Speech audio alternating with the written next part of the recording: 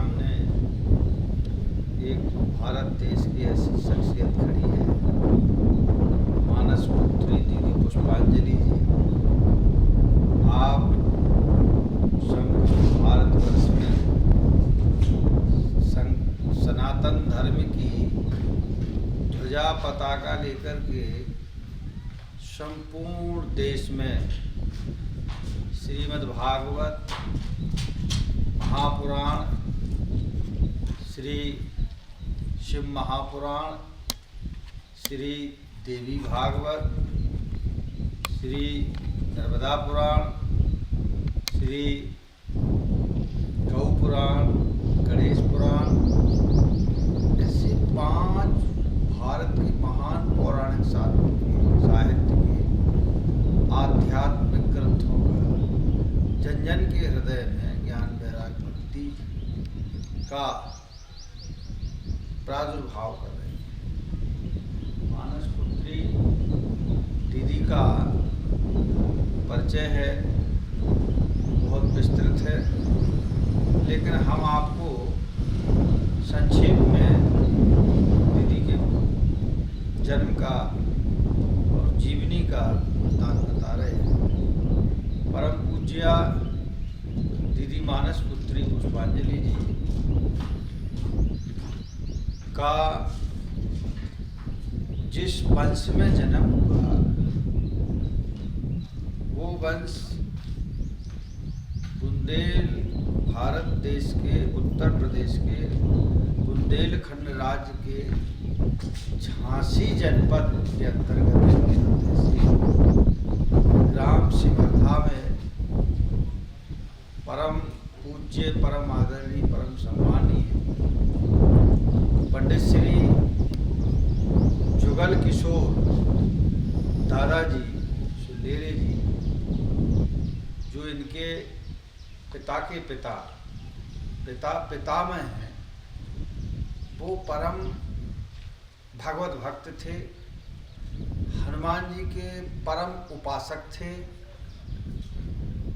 एवं महान सज्जन और सच्चरित्र थे। उनके जीवन में प्राण जाए पर वचन न जाए, जो उन्होंने कह दिया फिर प्राण भी चले जाए, पर उनके वचन अटल और सत्य रहते थे। आजीवन उन वचनों का पालन करते थे। साधु सेवी थे, गौ ब्राह्मण भक्तों के सेवी थे। अधिकतर संत आते रहते थे और संतों का बहुत ही आदर से वो सत्कार करते थे। और उनके पास कुछ ऐसी हनुमान जी की कृपा थी कि जो अप्रत्यक्ष वस्तुएं हैं उन्हें प्रत्यक्ष दिखाई दे जाती थी, जिनके कई संस्मरण लोग बात बताते हैं। पाराशर पुत्र और ज्योतिया वंश में उन्होंने ज्योतिया वंशीय उत्तरावणी थी। उनके पुत्र पंडित भागवत शरण शास्त्री, जो हनुमान जी की ही कृपा से उसके भी संस्मरण हैं। उनके यहाँ 5 बहनों के बाद उस बालक का जन्म हुआ। वो भी बचपन से ही उन्होंने अपने बच्चे को साधु सेवा के लिए, महान विद्वान आध्यात्मिक बनाने के लिए कई संतों के पास भेजा, वृंदावन भेजा अध्यापन कराने के लिए।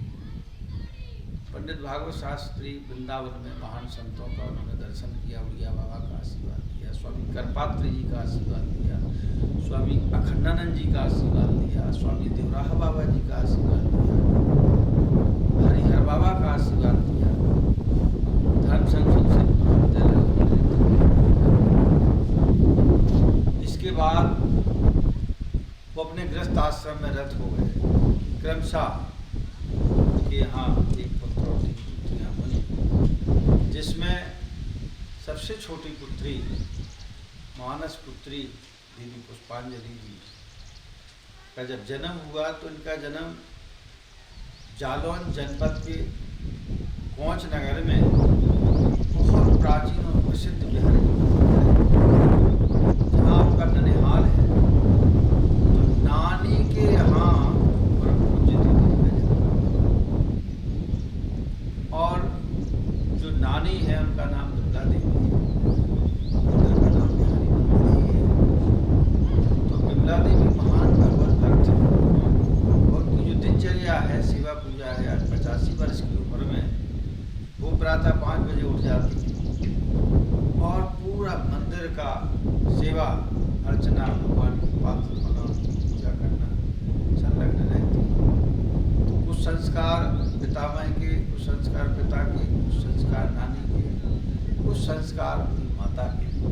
वो भी महान भगवत भक्त है, साहिबदार और निष्कपट है, असत्य का कभी संभाषण नहीं करती। तो नानी के यहाँ आपका जन्म हुआ। जो बिहारी जी का मंदिर है, मंदिर के सामने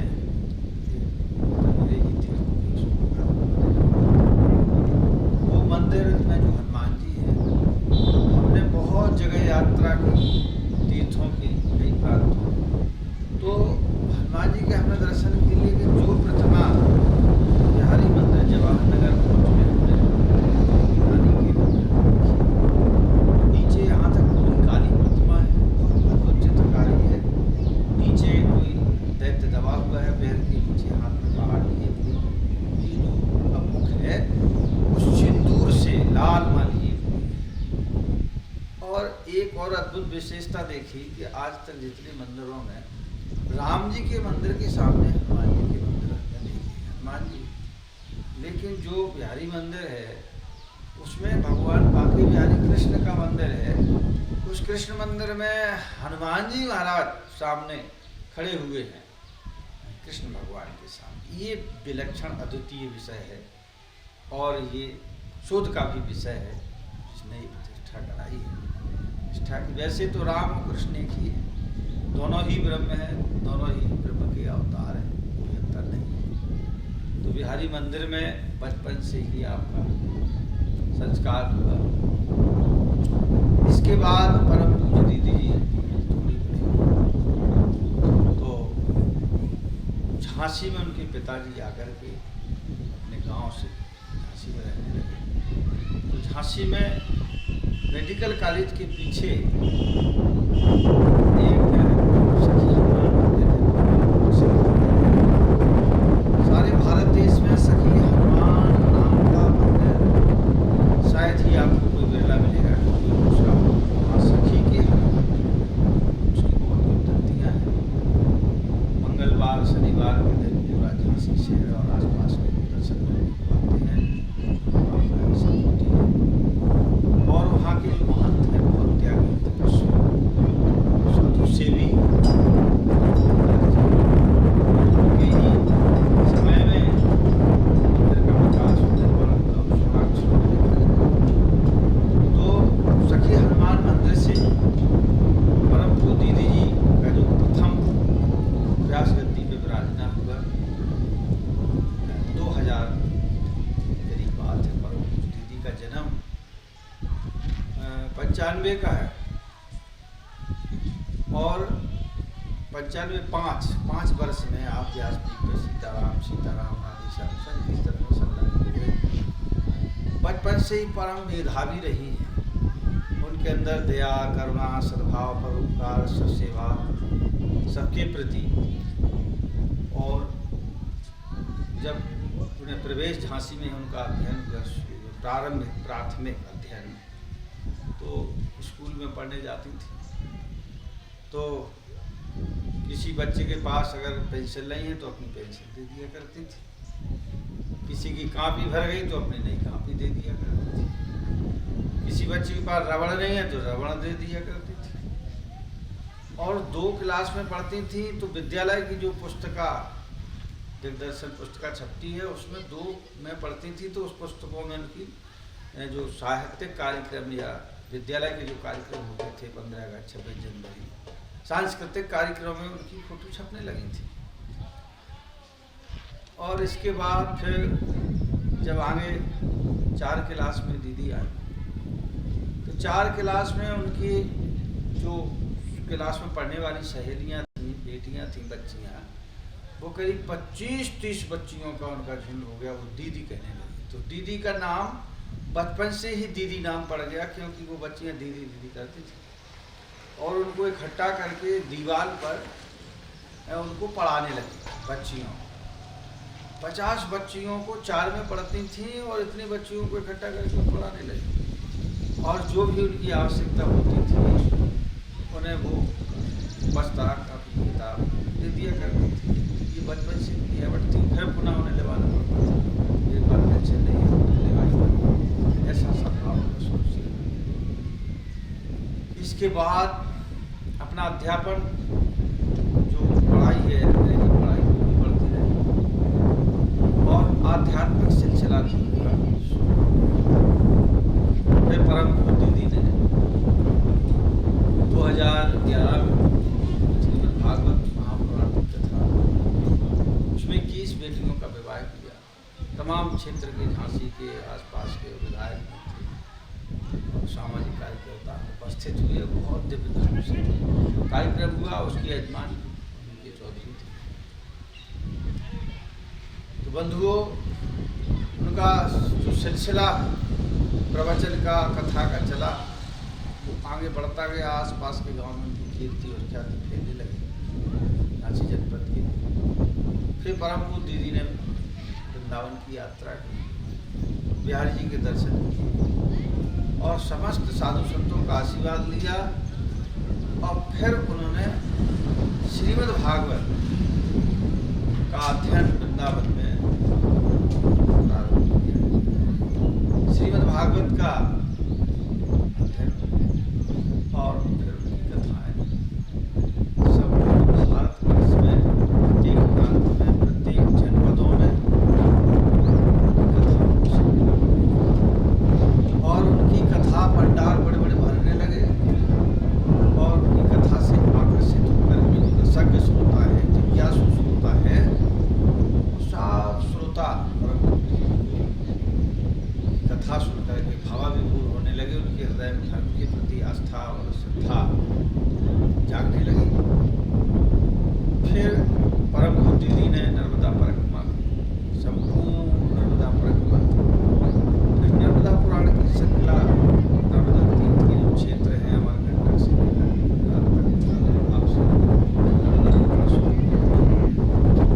इसी क्रम में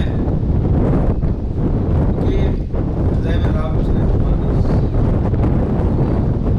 कहा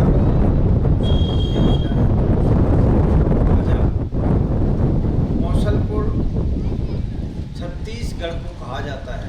माता कौशल्या का जन्म छत्तीसगढ़ में हुआ है और छत्तीसगढ़ जो प्रांत है वो बड़ा हरा भरा प्रांत है, जंगल है, और बड़े दूर दूर से लोग कथा के बड़े प्रेमी हैं, श्रोता हैं। तो परम पूज्य दीदी ने छत्तीसगढ़ में कथा की श्रृंखला शुरू की। तो दिशा चैनल पर दीदी का भागवत कथा का प्रसारण हुआ छत्तीसगढ़। आस्था चैनल पर जबलपुर वर्गीनगर से प्रसारण हुआ। फिर उनकी श्रृंखला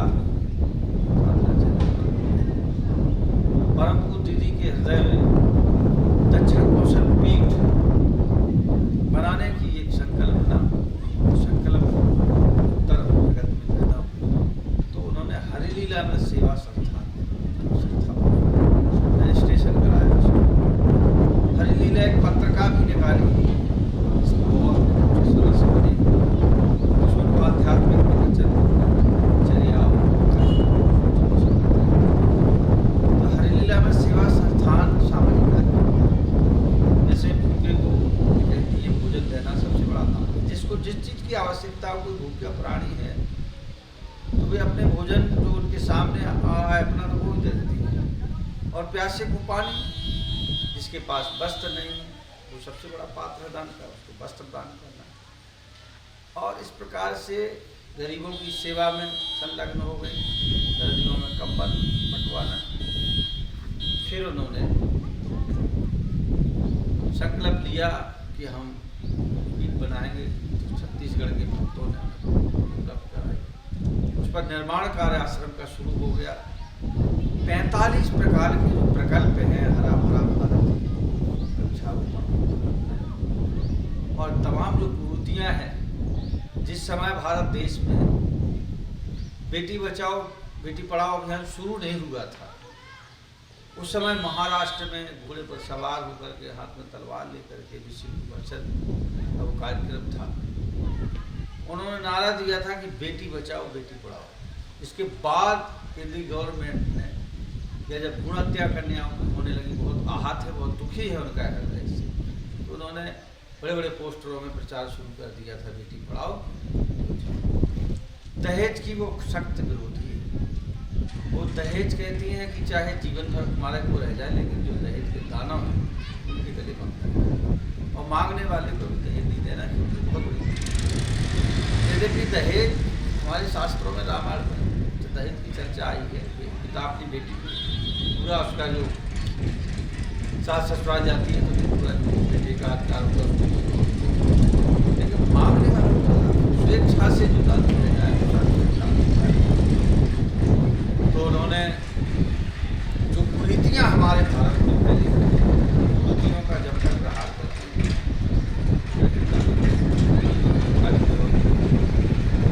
उन्होंने छत्तीसगढ़ प्रांत में 108 सिर्फ महापुराण कहने का संकल्प लिया।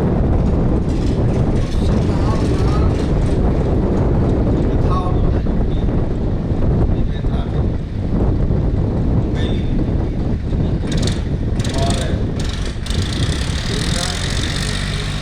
पंडाल और बड़ी जनता आवाज जनता करता है। और परम पूज्य जी को शंकर जी की जो जिन माताओं के बच्चे नहीं हैं, बहुत दिन से वो इधर उधर भटक रहे हैं, तमाम इलाज करके थक गए। परम पूज्य जी की शरण में आई तो उन्होंने उसको भर दी और आशीर्वाद दिया। कितने ही दंपतियों के घर के कार्यों से मिलने लगे और वो अपने को धन ऐसे अनुशक्तियों को धनी है। प्रत्यक्ष ईश्वर की अनंत कृपा है। बहुत से संस्करण है अपने सुनाने के लिए, जो देवी चमत्कार है कि जीवन के उनकी यात्रा के संस्मरण है, उनकी कथाओं के संस्मरण है, तमाम संस्मरण है परम पूज्य दीदी के। कहते यह गुण साधन तेने हुई मेरी कृपा पाए। ये गुण साधन से प्राप्त नहीं होता है। ये जो बचपन से बाल साधवी है, बचपन से जन्म के संस्कार ही उदय हो जाते हैं। जहाँ से भक्ति खत्म हुई या जहाँ जिस स्तर तक भक्ति पहुँची 8 आना 12, फिर जब द्वारा जन्म पुनर्जन्म हमारी भारतीय संस्कृति की अवधारणा है, तो वहीं से जब फिर वो गुण प्रकट हो जाते हैं, तो हमें ऐसा लगता है कि बुद्धि जन्म में महान शक्ति, और ये उनके माता पिता पितामह प्रपितामह का जो पुण्य है, धर्म है, सुकृत है, उनके सुकृत का जो फल है तो ये मानते हैं पुष्पांजलि देती। रामचरितमानस में चौपाई है कि जनक सुकृत मूरत वेदे और दशरथ सुकृत राम धर दे। जो चक्रवर्ती अयोध्या के महान सम्राट दशरथ जी, उनका जो पुण्य है, धर्म है, जो उनका सुकृत है, उसके प्रभाव से उनके यहाँ परब्रह्म परमात्मा जो निर्गुण है, निराकार है, व्यक्त है, उस सगुण साकार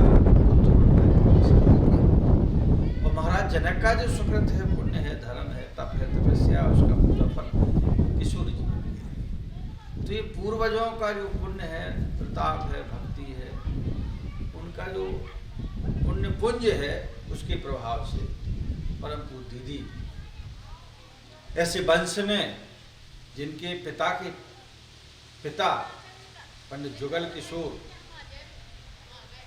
दादाजी और उनका गोत्र पाराशर आसपत सुल्ले, वो एक ऐसे महान संत थे जिन्हें बाहरी वेशभूषा जिनके पास नहीं थी, और सब लोग उन्हें नहीं समझ पाते थे, लेकिन उनके अंदर ऐसी ऐसी विलक्षणताएं थी।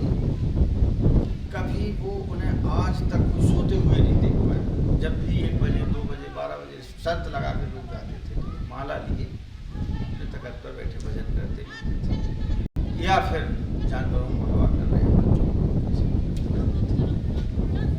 तो उनका भी पुण्य था भजन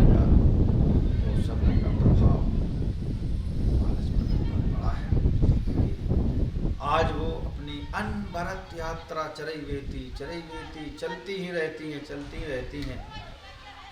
और सनातन के प्रचार के लिए, बेटियों के विवाह के लिए, उनकी शिक्षा दीक्षा के लिए, और अनाथ बच्चों के लिए, असहायों के लिए, प्रत्यक्त माताओं के लिए। उनका एक सपना है कि जो माता पिता अपने बच्चों को नहीं जन्म तो दिया है, लेकिन इतना नहीं उनको अध्ययन करा पा रहे या संस्कार दे पा रहे, कहती है कि वो बच्चे हमें दे जाओ, जिनके अंदर प्रतिभा है, मेधा है, उनको हम पढ़ाएंगे, जितना पढ़ना चाहे उनका विवाह भी करेंगे। तो इस प्रकार से उनकी एक मिशन है चैरिटी समाज सेवा के लिए कि हम एक ऐसा परिवार बनाएं, एक ऐसे संस्थान की स्थापना उन्होंने की है कि उसके द्वारा कौशलेश्वर महादेव मंदिर होगा, वहाँ छात्रावास होगा, विद्यालय होगा, और उन बच्चों को संपूर्ण शिक्षा आद्योपान सेल्फ डिपेंड, जिसमें कहती घुड़सवारी भी होगी, तीरंदाजी भी होगी, और जिसमें भौतिक शिक्षा और आध्यात्मिक शिक्षा का सम्मिश्रण रहेगा।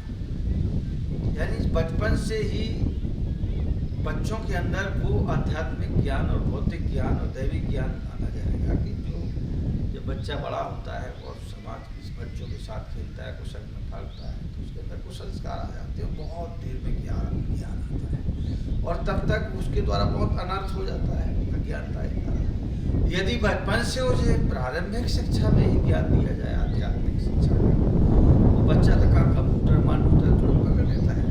तो उनकी एक संकल्पना है कि जो हमारा देश है, और हमारे देश में जो गुरुकुल परंपरा थी, और बीच में हमारे देश का जो इतिहास है, तो अंग्रेजों का इतिहास है, मुगलों का इतिहास है, तो जिसकी सत्ता होती है वो चाहता है कि हमारा धर्म बढ़े आगे, हमारी संस्कृति बढ़े। तो हमारी जो वास्तविक भारतीय शिक्षा पद्धति थी, गुरुकुल परंपरा थी, उसमें कुछ ऐसी जो है शिक्षा का कल्चर बदल दिया कि जो देश अपनी संस्कृति को भूल जाए, जो देश अपने इतिहास को भूल जाए, निश्चित ही कि वो दूसरी संस्कृति पूरा अग्रसर हो जाएगा। यद्यपि शिक्षा का जो डॉक्टर मैकाले ने प्रारूप किया है, उसमें ऐसी अंग्रेजियत शिक्षा के संस्कार, हमारा एक सूचना है, सपना है कि शिक्षा अंग्रेजी पढ़ो, और देश विदेश जाना है, नॉलेज रखना है, क्योंकि साइंस अंग्रेजी में अधिक है, लेकिन अपनी जो संस्कार है, संस्कृति है, उससे मत अपने देश की संस्कार संस्कृति को मानो, ऐसे उनके आध्यात्मिक विचार है। तो हम यही कहेंगे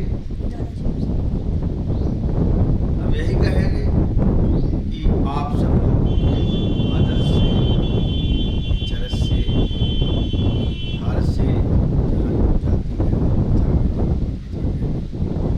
जरूर ही अपने बच्चों को उसी प्रकार से संस्कारित करें और उनकी आशीर्वाद लें।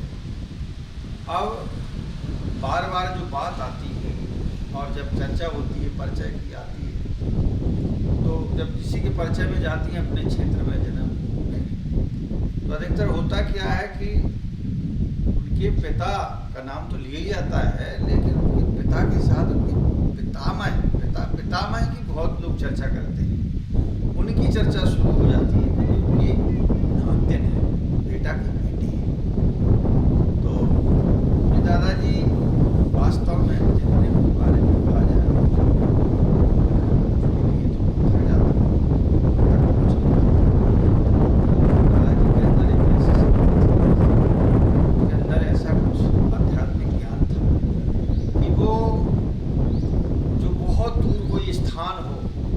जैसे एक बार किसी ने संस्मरण सुनाया था कि उनके गांव में खिलौना बाबा थे, छोटे कद के थे, चिलम पीते थे, बहुत सिद्ध पुरुष थे। क्या हुआ, वो बिहारी जी के मंदिर में बैठे थे, दादाजी बैठे थे, 10-15 लोग बैठे। पड़ोस में तिवारी जी थे, किसान थे, तो उनका हल जोतने वाला हल होता है, वो खेत से ले गया। तो उन्होंने उन सब लोगों के सामने कहा, दादाजी मेरे से कोई हल ले गया, आप बताइए कौन ले गया।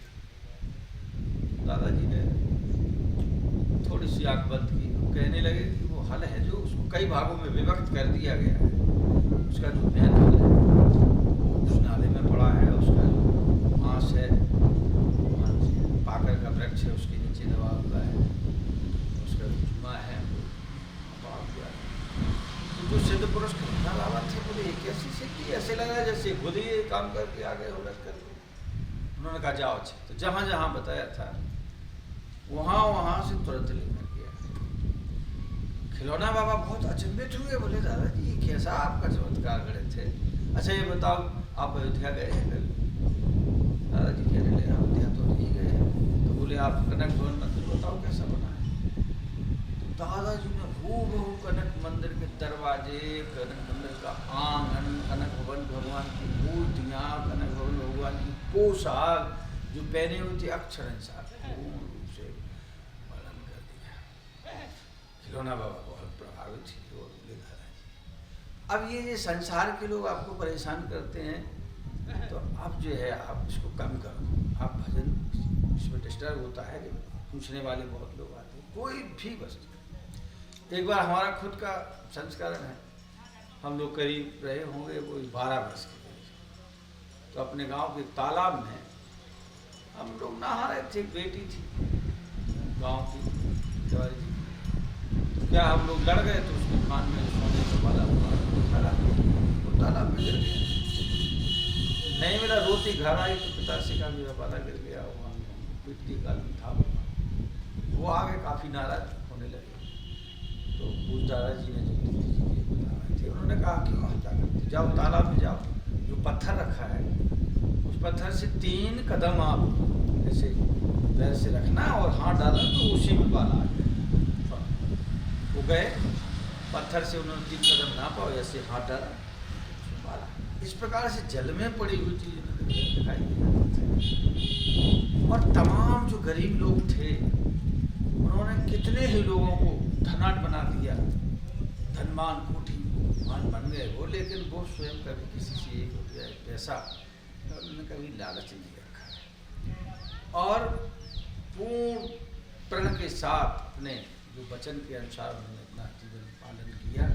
भले ही संघर्ष करते रहे, धन के अभाव में जूझते रहे, लेकिन दूसरे की मदद करते रहे, लेकिन कभी भी उन्हें कोई लोभ और लालच के अंदर कभी बात ही नहीं। इस प्रकार से ऐसे महान पाराशर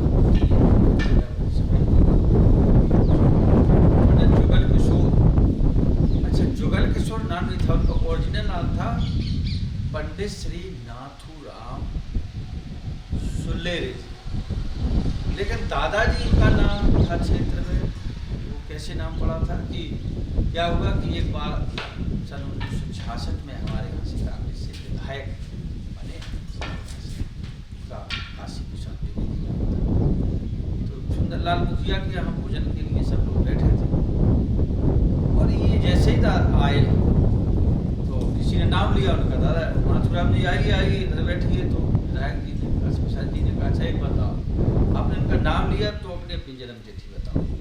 सबने बताई तो सबसे बड़े निकले, बोले आज से इनका नाम दादाजी। तो फिर उनका नाम कोई नहीं लेता था, दादाजी नाम पड़ गया, लेकिन जुगल किशोर नाम कैसे पड़ा? उनकी जो किसान रही है, खेतों की संपत्ति उसमें नाथूराम लिखा हुआ है। तो कहते ये भी एक अद्भुत घटना है, जिस समय नाथूराम गौडसे ने महान संत, महान आध्यात्मिक नेता, महान अहिंसक संतवादी, भवन में उसी समय जब उन्हें कानों में समाचार मिला कि नाथूराम गौडसे ने महात्मा की हत्या कर दी, बस उसी समय उन्होंने कहा नाम कलंकित हो गया, आज से मेरा नाम नहीं रहेगा। उन्होंने तुरंत अपनी डायरी निकाली, उन्होंने नाम को खारिज कर दिया कि ये नाम कलंकित है, आज से मेरा नाम पंडित जुगल किशोर दादाजी है, सुल्लेरे जी है। तो इस प्रकार से उनका जुगल किशोर नाम पड़ा, जो कि पूर्वी की जीवनी में जुगल किशोर नाम लिखा गया। तो उसमें भी एक राजपुत्र, उनका नाम तो नाथूराम दादाजी था, जुगल किशोर तो जुगल किशोर की घटना। आज भी उनके ग्रंथ रखे हुए हैं, उन ग्रंथों में उनकी अलौकिक घटनाएं हैं, बहुत संस्मरण है। धीरे धीरे सारे संस्मरण हम आपको सुनाएंगे। और भक्तों का अनुरोध कि वो दीदी के बारे में कुछ बताएगी, आप सुनाइए। इस प्रकार से दीदी के बारे में संक्षेप में हमने प्रस्तुत किया है। और भी आगे जिसके हृदय में जो जिज्ञासा होगी, जो पूछेंगे, बताते चले जाएंगे। कुछ दीदी ने अपना निजी सुख त्याग करके, सांसारिक सुखों को त्याग करके संपूर्ण मानवता की सेवा के लिए, इस समय तो उनका मिशन छत्तीसगढ़ में चल रहा है, सब भारतवर्ष में जा रही हैं, पहुंचती हुई हैं। तो गिरिवासी, आदिवासी, वनवासी, झोपड़ी, किसान, मजदूर, गरीब, वो कहती हैं कि प्रत्येक पदार्थ में परमात्मा का वास है। वो ये जो कुछ भी दिखाई दे रहा है, नेत्रों के सामने जल भरा है, तालाब में पहाड़ में पौधे, जीव जंतु हैं, ये सब भगवान की सत्ता है। प्रत्येक प्राणी के हृदय में आत्मा रूप से परमात्मा बैठा हुआ है। प्रत्येक प्राणी के हृदय में आत्मा रूप से परमात्मा बैठा है। ये सारा संसार जो दिखाई दे रहा है भगवान का रूप, विश्व रूप है भगवान, विश्व रूप रघुवंश। इसीलिए गोस्वामी जी ने कहा सिया राम मैं सब जग जानी, सारा संसार भगवान का रूप है, सिया राम है। तो उनकी ये दृढ़ आस्था है कि सब भगवान का रूप है, सबके अंदर भगवान है। तो यदि हम किसी का अपमान करते हैं, गाली देते, तो भगवान को दे रहे हैं। और जीव मात्र की सेवा करना ही परमात्मा की सेवा है। और उसी से उनका मानना है कि परमात्मा प्रसन्न होता है, जिससे सब लोग प्रसन्न रहें। और उनके अंदर प्रसन्नता है, इसलिए वो दूसरे को प्रसन्नता देती हैं। सब लोग सुखी रहें, सबका कल्याण हो। हमारी ये संस्कृति है, हमारे भारत देश की वसुधैव कुटुंबकम की संस्कृति। तो उनका ये मानना है, उनके हृदय दृढ़, उनके हृदय में ज्ञान का सूर्योदय हुआ है, उनके चराचर प्राणी भगवान का। और यदि आपको संसार दिखाई दे रहा है, ज्ञान नहीं है, तो फिर परमात्मा की सब माया है। उस माया की ओट में परमात्मा है। अगर वो पर्दा आपका खुल गया है, सबके सामने नहीं है, तो फिर इसीलिए प्रत्येक प्राणी को देह से शून्य परमहंस महात्मा होते हैं, सबको साष्टांग प्रणाम करते हैं। वो कुत्ते में, गाय में, बैल में, सुअर में, चींटी, सब में भगवान का रूप देख लेते हैं। ये हमारा शरीर प्राकृतिक है, लेकिन इसके अंदर जो तत्व है, आत्म तत्व है, जो सदगुरु की कृपा से आत्मा का ज्ञान होता है, वो इस तत्व को जानता है कि सारा सब जगह व्यापक परमात्मा जो आत्मा है वही परमात्मा है। उसी से सृष्टि का संचालन चल रहा है। और संसार में जो समय से उदय होता है, पवन चलती है, जल है, वायु है, पंचतत्व है, ये सब कोई सत्ता ऐसी संचालन करने वाली है कि बिल्कुल नियमानुसार इस प्रकार से उनका आध्यात्मिक अलौकिक ज्ञान है। और उस ज्ञान के द्वारा उनके हृदय में, देखिए ज्ञान जो पढ़ने से नहीं आता है, पुस्तकीय ज्ञान अलग चीज है। ज्ञान एक धन कमाने वाली विद्या है, जीवन निर्वाह भी होता है, लेकिन वास्तविक ज्ञान जो होता है वो हृदय में प्रकट होता है। अब देखिए, आप तुलसीदास जी किसी यूनिवर्सिटी थोड़ी पढ़ने गए, सूरदास जी आंखों से अंधे थे, ऐसे पद बनाएंगे, पीएचडी लोग कर रहे हैं। ज्ञान का झरना हृदय में होता है। जब हमारी बुद्धि सतोगुणी होती है, और बुद्धि परमात्मा देते हैं, गीता में स्पष्ट लगा है, बुद्धि योग ददाम में, हम बुद्धि योग में देता हूँ। एक बुद्धि को विद्धि, एक विद्या का विद्या। तो भगवत भजन करने से उनका मानना है, उनका कहना है, उनका उपदेश है कि आप भगवत भक्ति करोगे, भगवान का मात्र नाम ही लोगे, तो उन्हें अपने नाम से बड़ा प्यारा है, आपको सद्बुद्धि प्राप्त होगी। और जब सद्बुद्धि हो जाएगी तो बुद्धि आपकी नष्ट हो जाएगी, सुबुद्धि आपको प्राप्त हो जाएगी, तो भगवत निवास में भगवान जैसे गुरु मिलेंगे और उसका जीवन बहुत सुखमय हो जाएगा। तो सभी लोगों से ही कहना है, जो वो श्रद्धा विश्वास आस्था से आप सुने और धर्म